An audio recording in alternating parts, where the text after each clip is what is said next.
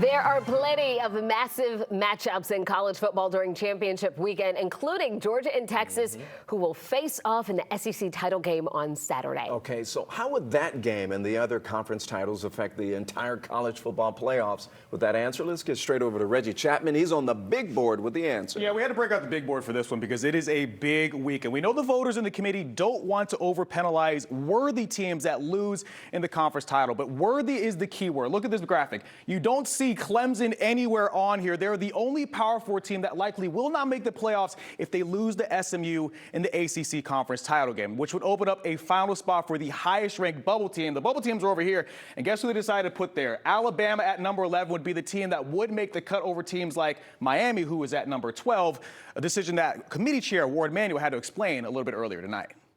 What it really came down to is Alabama is 3-1 against current top 25 teams, and Miami is 0-1.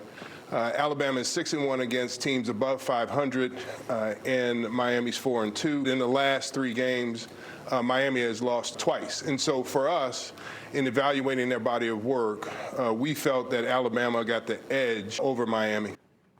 So there you go. All right. Meanwhile, Kennesaw State has a new head football coach, and he has paid his dues. Jerry Mack has a 20-year resume in the sport, most recently as a running back coach with the Jacksonville Jaguars. He is in Cobb County's building a version of a program with an all-in mentality. I'm the person that's going to make sure that we as a community have pride in the football team we put on that field. You're going to enjoy watching our brand and watching our style of football. You're going to enjoy coming to the football game, seeing us score touchdowns, being aggressive on defense, and being detailed and efficient on special teams. Okay? It's going to take the entire OWL community to make sure that happens.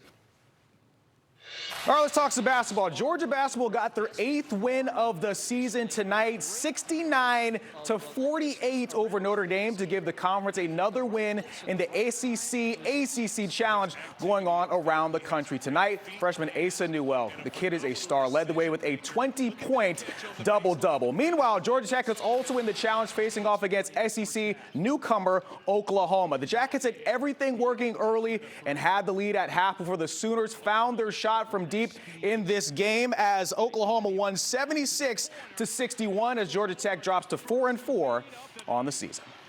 All right, Monday was DeJounte Murray's first trip to Atlanta since the offseason trade. He finished with 7 points in the loss as he continues to work his way back from injury after breaking his hand in the Pelicans season opener. So it's early, which means we can't decisively say which team won the trade just yet. But if you're a Hawks fan, you have to really like how things are trending. Murray was traded for 2 first-round picks and 4 players, including Dyson Daniels, who was named the Eastern Conference Defensive Player of the Month in the month of November, versus his former team on Monday. He had his 8th 4-steal game of the season.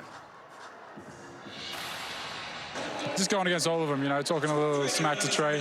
I like being out there. They're my brothers, so just going to that, being physical. Got some steals tonight, which was good, but, I just like battling every night. I was just playing off the guys, trying to be aggressive, get downhill. Shot didn't fall again tonight, but, I'm going to get back to work, make sure I get my reps up. But as long as I keep being aggressive, getting to the rim, trying to get to the foul line a little more, I'll be right.